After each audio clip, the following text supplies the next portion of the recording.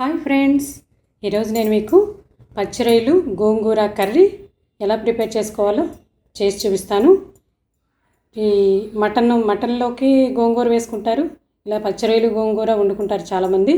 కానీ నేను చేసే స్టైల్లో మీరు చేసి చూడండి, చాలా బాగుంటుంది.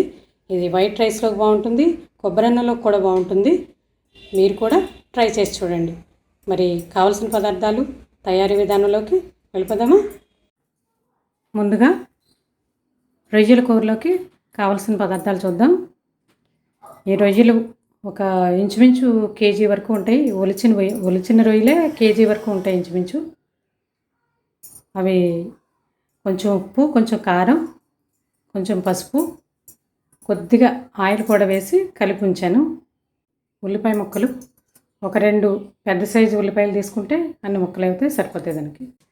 పచ్చిమిర్చి 5, కారం, ఉప్పు, పసుపు, ఆయిల్, మసాలాకు కావలసినవి అల్లం, వెల్లుల్లి, ధనియాలు, జీలకర్ర, దాల్చిన చెక్క, లవంగాలు. ఇది ముద్దగా నూరుకొని పెట్టుకోవాలి. గోంగూర కూరకి కావలసిన పదార్థాలు. ఇది మంచి గోంగూర తీసుకున్నాను నేను. దీనికి పుల్లని గోంగూర కూడా వాడచ్చు. పుల్ల గోంగూర తీసుకుంటే చింతపండు అవసరం లేదు. ఈ మంచి గోంగూర తీసుకున్నప్పుడు కొంచెం చింతపండు వేసుకోవాలి. ఆర్గానిక్ గోంగూర ఇది, అందుకని నేను 2 సార్లు కడుక్కుంటే సరిపోతుంది. ఇలాంటి గోంగూర అయితే, బయటదైతే మాత్రం కొంచెం ఉప్పు వేసి కడుక్కోవాలి. పచ్చిమిర్చి ఒక 11 వరకు తీసుకున్నాను నేను. పసుపు, ఉప్పు, చింతపండు ఒక పెద్ద సైజు నిమ్మకాయ అంత తీసుకుంటే సరిపోతుంది. అది తాలింపుకు కావాల్సిన పదార్థాలు ఆయిల్, ఎండుమిర్చి, వెల్లుల్లి, జీలకర్ర, ఆవాలు, కరివేపాకు, కొద్దిగా ఇంగువ కూడా యాడ్ చేసుకోవాలి. గోంగూర మీకు క్వాంటిటీ ఎంత అన్నది కొంచెం తెలుస్తుందని చేతులతో అలాగా తీసి చూపిస్తున్నాను. ఈ కూరలోకి అంత అయితే సరిపోతుంది అలాగా. ఇప్పుడు రొయ్యల కూర స్టార్ట్ చేసేద్దాం. స్టవ్ ఆన్ చేసి బాండి పెట్టాను. ఇప్పుడు ఆయిల్ వేసుకుందాం.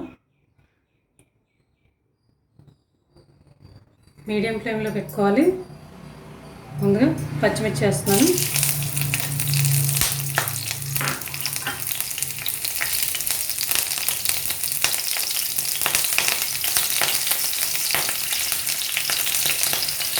తర్వాత ఉల్లిపాయ ముక్కలు,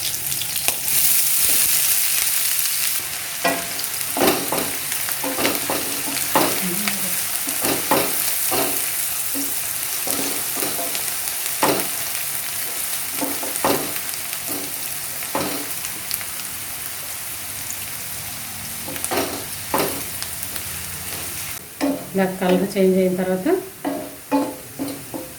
కూడా రొయ్యలు వేసేసుకోవాలి.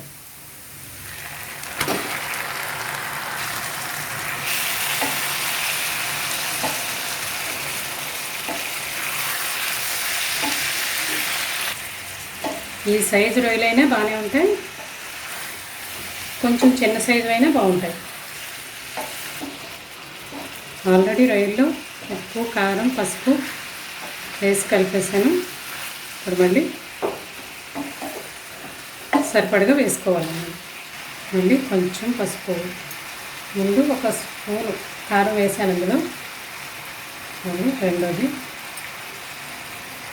3 స్పూన్లు, మొత్తం 4 స్పూన్లు పట్టింది. ఇది కారం, ఉప్పు, పులుపు ఈ 3 కూడా కొందరు ఎక్కువ తింటారు, కొందరు తక్కువ తింటారు. దాన్ని బట్టి వేసుకోవచ్చు, ఏమీ ఇబ్బంది లేదు. కానీ ఇది కొంచెం కారంగా ఉంటేనే బాగుంటుంది. కొద్దిగా ఉప్పు వేస్తున్నాను, చూసుకొని మళ్ళీ వేసుకోవచ్చు, ఏం పర్వాలేదు.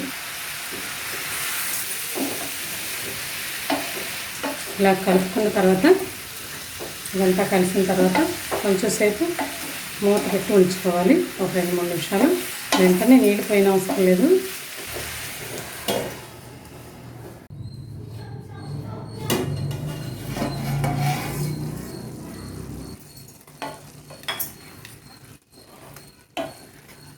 రెండు నిమిషాలు మూత పెట్టి ఉంచితే ఇలా నీరు వచ్చేస్తుంది.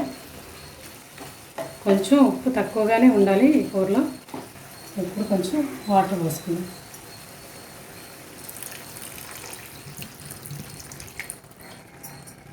ఇప్పుడు కొంచెం హై ఫ్లేమ్లో పెట్టుకోవాలి.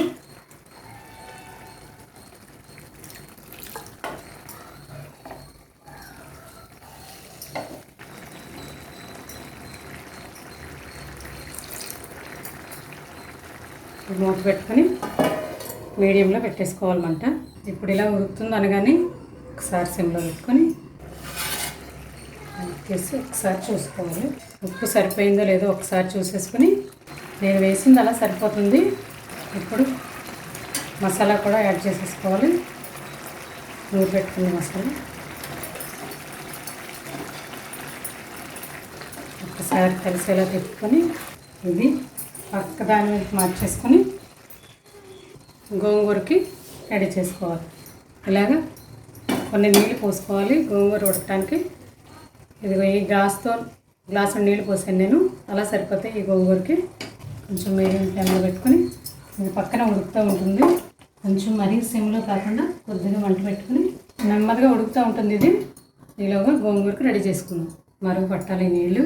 హై ఫ్లేమ్లో పెట్టాను. ఇప్పుడు చూడండి మరుగు పడుతున్నాయి. ఇప్పుడు పచ్చిమిర్చి వేసేసుకోవాలి. ఇప్పుడు గోంగూర కూడా వేసేసుకోవాలి.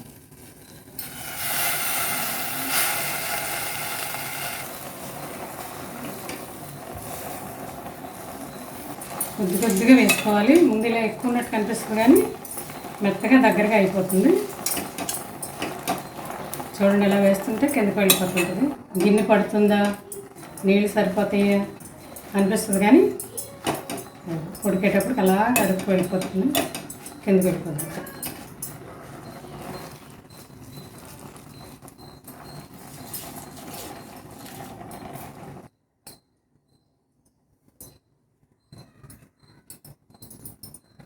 చూసారా అలాగా దగ్గరగా అయిపోతుంది అనమాట.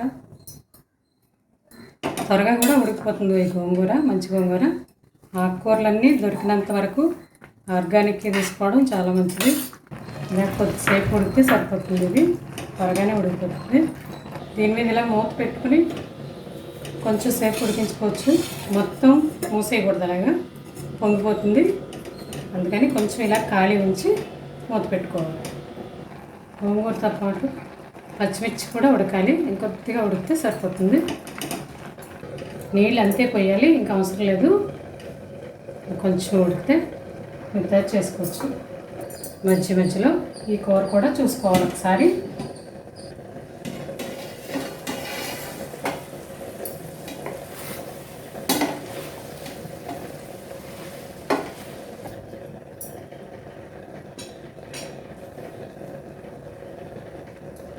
పక్కన ప్రాన్ కర్రీ అలాగే సిమ్లో పెట్టి ఉడికిస్తూ ఉండాలి. ఆల్మోస్ట్ ఉడికిపోయింది. ఇంకొక నిమిషం అయిన తర్వాత ఏం చేయాలో చెప్తాను. ఈ ప్రాన్ కర్రీ ఉడికిపోయింది. ఇంక ఇది ఆపేయచ్చు. ఈ పచ్చిమిర్చిని కొద్దిగా ఇలాగ చిదుముకోవాలి. ఉడికిపోయిన తర్వాత ఇలా అంటే కొంచెం ఇలా మెత్తగా అయిపోతుంది. ఇలా పచ్చిమిర్చి అన్నిటిని కూడా చిదిమేసి గోంగూరను కూడా కొంచెం ఇంకా మెత్తగా ఇలా అనుకోవాలి. ఆకులాకుల్లా ఉండకుండా మెత్తగా అవుతుంది ఇలా చేస్తే. గోంగూర ఉడికించి కొందరు నీళ్ళు వార్చేస్తారు, ఎక్కువ నీళ్ళు పోసి. అలా కూడా అవసరం లేదు. మంచి గోంగూరకి ఇలా మొత్తం అన్నీ చిదిమేసుకుంటే కారం పట్టి బాగుంటుంది. ఇది దగ్గర పడిపోయింది. ఇలాగా గోంగూర కూడా ఉడికిపోయింది. మిక్సీలో వేయటం అది కూడా అలా ఏమీ అవసరం లేదు. గ్యాస్తోనే చేసేసుకోవచ్చు. ఇలా నేను స్టవ్ ఆపలేదు, కింద సిమ్లోనే ఉంది. కొంచెం పసుపు తక్కువే వేసుకోవాలి. ఉప్పు చూసుకుని వేసుకోవచ్చు. ఇందులోనూ వేస్తాం కాబట్టి తక్కువగా వేసుకోవాలి. తర్వాత చింతపండు గుజ్జు వేసుకోవాలి. ఇప్పుడు కొంచెంసేపు ఉడికించుకోవాలి. ఊరికి 2 నిమిషాలు అలాగా ఉడకబడితే బాగుంటుంది. ఈ గుజ్జు పచ్చితనం పోయి కొద్దిగా ఉడికితే సరిపోతుంది. 1 నిమిషం మూత పెట్టి ఉడికించాలి. నీళ్ళు తక్కువ పోసి గుజ్జు తీసుకుంటాం కాబట్టి ఎక్కువ నీళ్ళు ఉండవు. ఇలా దగ్గరగానే ఉంటుంది. అంటుకోకుండా కొంచెం తిప్పుకుంటూ ఉండాలి. ఇప్పుడు ఇందులో కూడా ఒకసారి ఉప్పు చూసుకోవాలి. ఈ రెండిట్లో కూడా తక్కువగా ఉండేలాగే చూసుకోవాలి ఉప్పు. ఇప్పుడు పోపు కోసం గిన్నె పెట్టాను. స్టవ్ ఆన్ చేసుకుని ఆయిల్ వేసుకోవాలి. ఆయిల్ వేడెక్కింది. ముందుగా ఆవాలు వేసుకొని ఇప్పుడు కొద్దిగా క్రష్ చేసుకున్న వెల్లుల్లి కూడా వేసేసుకోవాలి. వెల్లుల్లి కూడా కొంచెం ఎక్కువ వేసుకోవాలి. ఇందులోకి చిటికెడు ఇంగువ, కొద్దిగా జీలకర్ర, ఎండుమిర్చి, కరివేపాకు.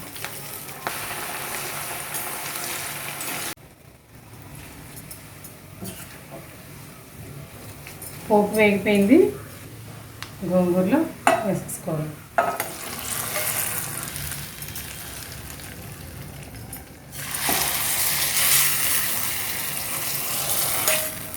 ఈ కూర రెడీ అయిపోయింది, ప్రాన్ కర్రీ కూడా రెడీ అయిపోయింది. ఇప్పుడు ఈ కర్రీ తీసుకునేలాగా స్టవ్ ఆన్లోనే ఉంచుకోవాలి. కొద్దిగా సిమ్లో పెట్టుకుని కూర పక్కకి తీసుకుంటే తీసుకోవచ్చు. గోంగూర సరిపడగా వస్తుందో లేదో చూసుకొని మళ్ళీ కలుపుకోవచ్చు. ఇప్పుడు ఇది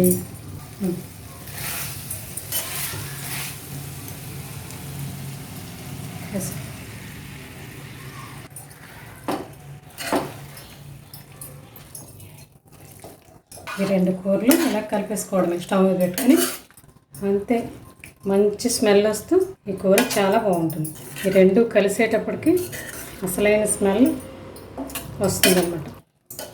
రెండు కలిపిన తర్వాత కూడా ఒక్క ఉడుకు ఉడకాలన్నమాట. కొద్దిగా ఉడికితే బాగుంటుంది. ఇంకా ఆపేసుకోవచ్చు. చూసారా, ఉడుకుతుంది రెండు కలిసి. ఇలా ఒక్క నిమిషం ఉడికిన తర్వాత గోంగూర పచ్చి రొయ్యలు కర్రీ రెడీ అయిపోతుంది. తర్వాత ఒకసారి ఉప్పు చూసేసుకుని కొద్దిగా సరిపోనట్టు అనిపించినా మళ్ళీ కలుపుకోవచ్చు. నాకు కొంచెం పడుతుంది అనిపించింది, కొంచెం వేస్తాను. ఇలా మిక్స్ చేసేసుకుని అంతే, కూర రెడీ అయిపోయింది. ఇది బౌల్లో తీసేసుకోవడం. ఇంకా స్టవ్ ఆఫ్ చేసేస్తున్నాను. ఇంకా అయిపోయింది. రొయ్యల కర్రీలోకి కరెక్ట్గా ఈ గోంగూర సరిపోవాలంటే మనం ఇలా చూసుకుని కలుపుకోవాలి. నేను ఇది కూర కొంచెం ఎక్కువ వేయాలా ఉందని తీసేసాను. ఇది తీసేసాను కాబట్టి ఇది సమానంగా సరిపోయింది. ఇది కూడా వేసేసామంటే మళ్ళీ గోంగూర తక్కువైపోతుంది. అందుకని ఈ కూర విడిగా తినొచ్చు, ఇది ఇలాగాను బాగుంటుంది. ఇలాగా సరే, బౌల్లోకి తీసేస్తున్నాను. ఇంకా ఆయిల్ కూడా ఇంకా ఎక్కువ వేసుకోవచ్చు, నేను సమానంగా వేసాను. గోంగూర పచ్చి రొయ్యల కర్రీ రెడీ.